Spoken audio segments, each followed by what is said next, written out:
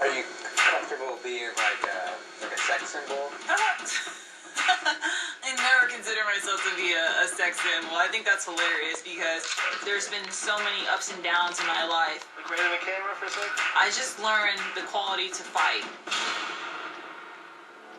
You're just inches away, and then you fall short. That's hard to handle. My spinal cord? It would have been easy to just fail and give up. But that's just never been a real option. There had to be such insecurity growing up, having to come to the Salvation Army and ask for help. We're always going to be a sucker for the underdog, and very rarely do you find an underdog story like hers.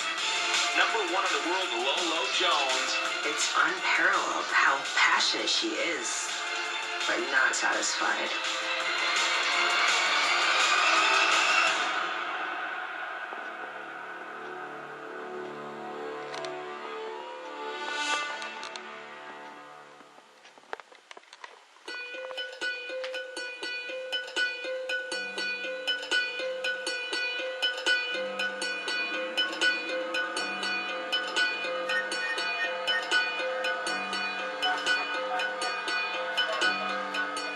It's my job to hurdle over obstacles, but I've hurdled over so many life obstacles. It's like sometimes bad things are going to happen in your life, or you might not have the great ideal situation to grow up in. Those things can make you stronger if you just learn how to get over them. And definitely think my struggles and my childhood had just helped me learn how to fight. Growing up, Des Moines, Iowa, I mean, there's some low points. My dad, he was always in and out of prison, drunk driving or like violence or whatever, but like the specific details were never provided. It would just be like, oh, okay, your dad's, in jail or whatever, never know when he would come back. My dad was in and out of prison a lot, and so a lot of times we kind of had to, fend for ourselves. There's 5 of us. I ended up doing at least 12 years flat before I was released. So I know she had a long, hard road to hoe. It would, it was like a roller coaster. He would come and down, be here for a while, and then he'd leave, and he was just always getting in trouble. He just fighting demons. He just liked to drink, and drinking causes a lot of problems. He would go to jail and get out and go back in. Her mother was doing her best to take care of the kids on her own. She would work, always worked whenever she could get work. She worked hard, there'd be a lot of the times where she worked 2 jobs to support us. She raised 5 kids, on nothing. Who raises 5 kids on $500 a month? That's pretty crazy. You end up staying with family or friends, or at one time we even stayed at the Salvation Army shelter because I was riding around in the car with all 5 of my kids with nowhere to go, and they thought we were just going to the park and just taking a ride because I didn't tell them that we really didn't have anywhere to go. They came to the building with their possessions. They slept on the stage in the gym area. We lived in the bottom of a church basement, and it's dark, and it's you have these open showers, and I was so embarrassed. For the children, there had to be insecurity every day of their life, not knowing from one day to the next. Are we going to be able to stay in this place to live? Do we have to move again? I remember a couple of times, having to use the food stamps and being worried that one of my friends would come up behind me in the store. But I remember getting a lot of government-provided food. There's certain kind of cheese that you get from the government, milk. We ate a lot of beans growing up. I definitely would say by 6th grade I was a professional shoplifter. And not because I wanted to. I mean, I'm not going out to shoplift earrings or clothes or shoes like the average teenager. I was shoplifting frozen dinners at a grocery store. I could shoplift 4 frozen dinners easily. Candy bars, snacks, anything I needed to make sure that I had food.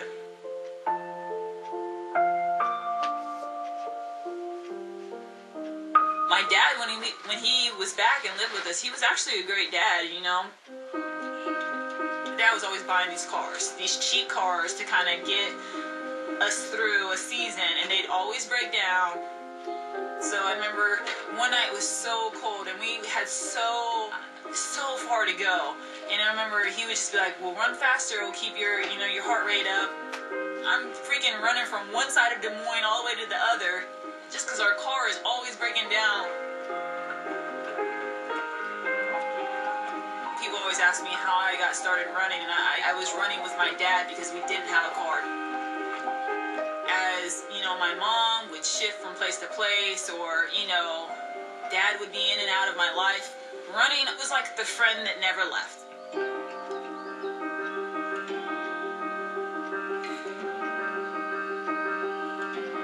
It was just always there. I'd say it was the only constant thing in my life.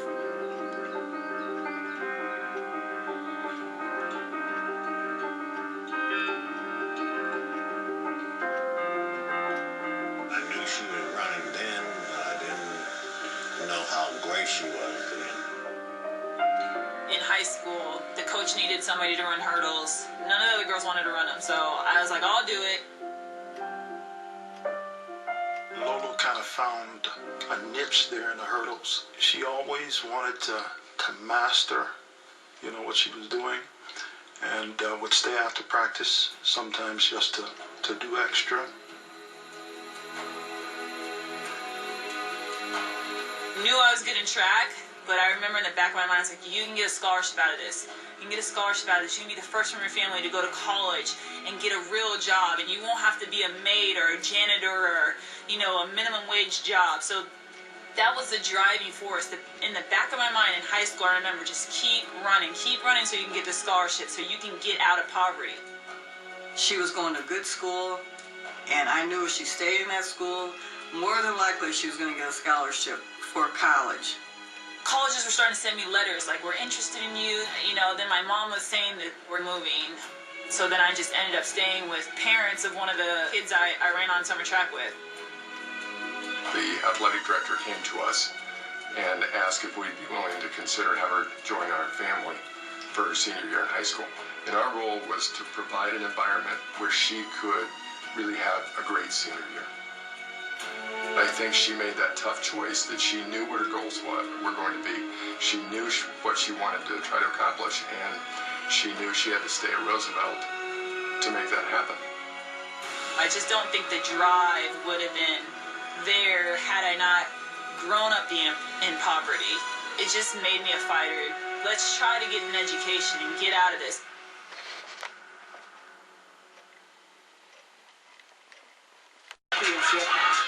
In 1987, we won our first NCAA championship, and then we won the next 11 straight outdoors.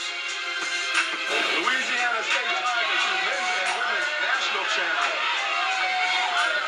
And it took an entire team to win this championship for the Lady Tigers. LSU seized control of the race.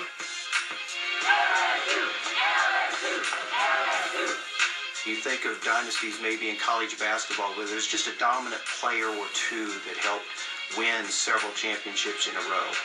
But to win 11 in a row, you've essentially had 3 completely different changes in personnel during that time frame.